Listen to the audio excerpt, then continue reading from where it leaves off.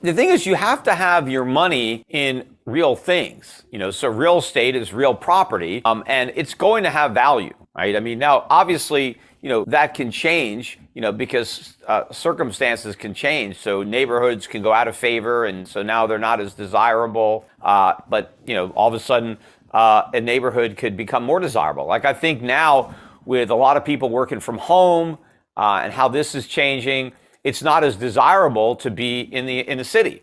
It's now more desirable to be an hour outside, which might have been undesirable from a commuting point of view. But now that you don't have to commute anymore, some of these locations are now a lot more desirable than the other ones. And now people might have a premium on a larger home because they need a home office or they need a bigger yard for their kids to play when they're homeschooled or whatever's going on. So you're going to see like these things will affect real estate. But, I think owning real property that you can live in, that you can rent out, at least to people who will pay you, there's value there. There's value in land that, you can farm or that you can used to extract other resources, timber or mining. So that type of property is going to be valuable.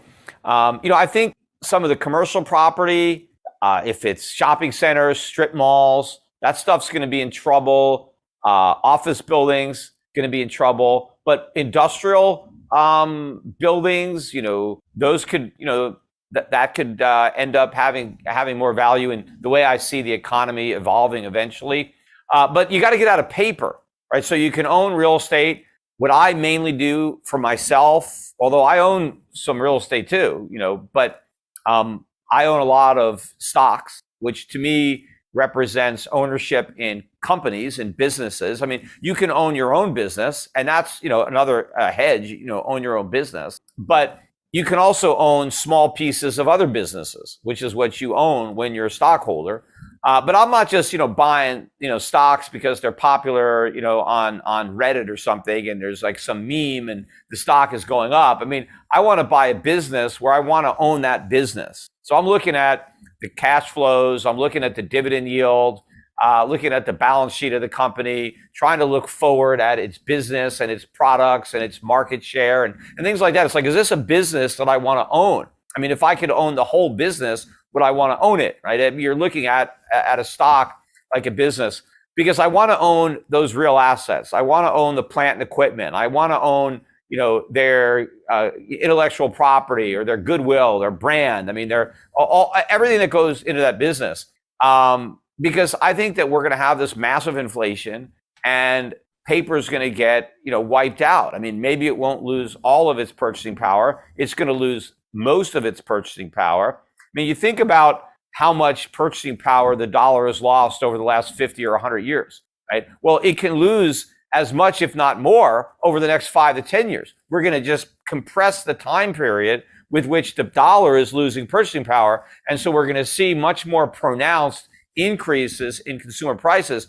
What we're seeing right now, what the Fed is dismissing as being transitory, is actually the tip of this huge iceberg. We're just getting a small taste of what's going to happen when it comes to consumer prices. So I want to hedge my purchasing power, and so I don't want to be in paper. So you don't want to own bonds. You don't want to be the one that loans money to somebody to buy real estate. You want to be the one that borrow the money, or you don't want to be the lender in an inflationary time period. The lenders lose. The debtors are the ones that win because they repay the debt with cheaper money.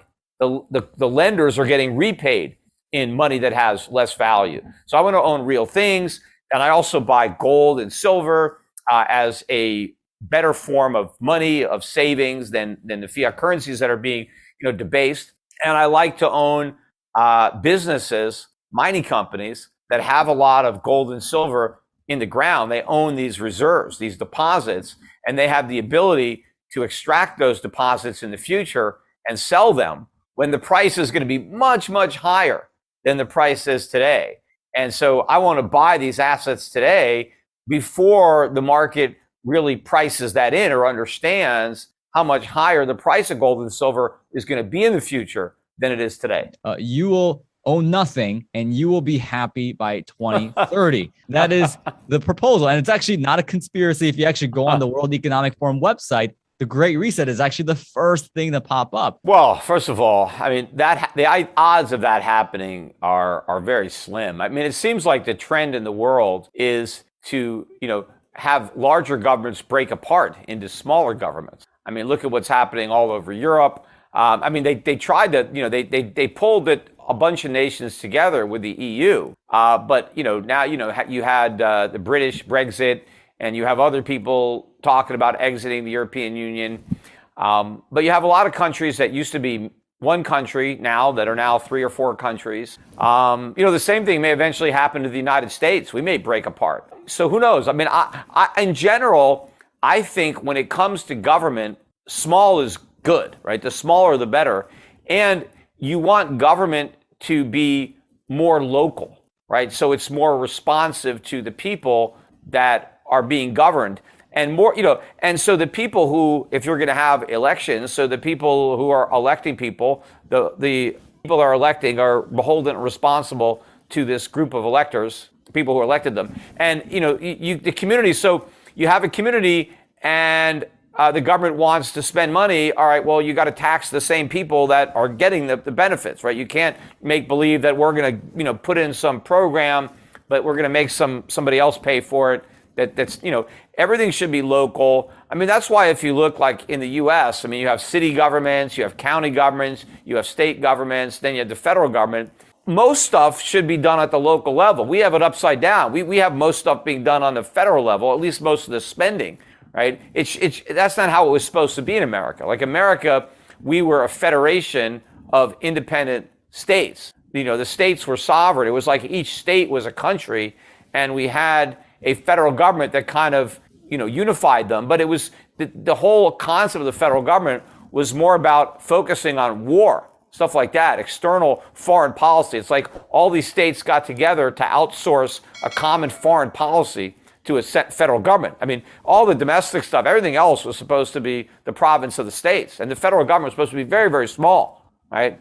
Almost like an afterthought. But, it got bigger and bigger and bigger. But I think the real trend is going to be to dismantle these massive governments that are so distant from the people that are being governed, to just have smaller governments, more localized. And so, so that's the kind of reset that I want to get behind, not, just going towards, world socialism under a single dictatorship. But I don't know how any of these individual governments would want to cede their power to some larger government. It's hard, especially for the whole world.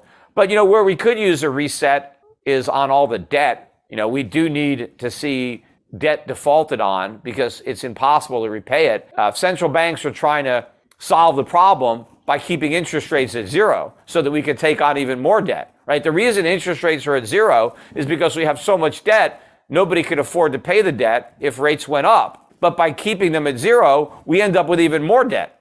So what we need is less debt. And the way you get less debt is let interest rates go up, and then a lot of the bad debt will default. And that's how we get out from under the debt problem. But then we're able to rebuild legitimate savings because now we have interest rates that are high enough to encourage people to start saving. And that's going to provide, the seed corn for real economic growth, because that saving can be invested in capital formation to make labor more productive and increase the supply of goods produced and all this good stuff that flows from savings. We're not getting that right now because you'd have to be an idiot to save your money because you're going to lose. If you save money, the inflation is going to erode away the value. You get no interest, and everybody is incentivized to borrow. And so, that's why, we have no real economic growth. We just have, bubble blowing. Before we continue, help us clicking that YouTube like button and subscribe now to our channel. This shows the algorithm that you valued this information, and it helps us spread that message. Sharing is caring. And now, let's continue. What to do in such a situation? Inform yourself and keep your financial education strong. We from the Compact Group offer our loyal subscribers a free educational portal with first-hand monetary, financial, and economic knowledge. Enter our invite-only Insider Club by clicking the link below. You will get access to first-class information far earlier than the rest. we have prepared a special deal for all our members where you can access a giant pool of Robert Kiyosaki's financial wisdom for just $1. To find out more, simply click the link below and join our Insider Club absolutely free. But there is more you can and should do. Build up several streams of income. More and more people realize that they have to take their future in their own hands, but they don't know how and where to start. We from Compact offer our Insider Club members unique opportunities. Strengthen your financial muscle and get the edge. Click the link below. Become part of our free Insider Club. No financial obligations. But there's one important thing you have to know. You have to become active. So do it now. Become active and see you on the other side.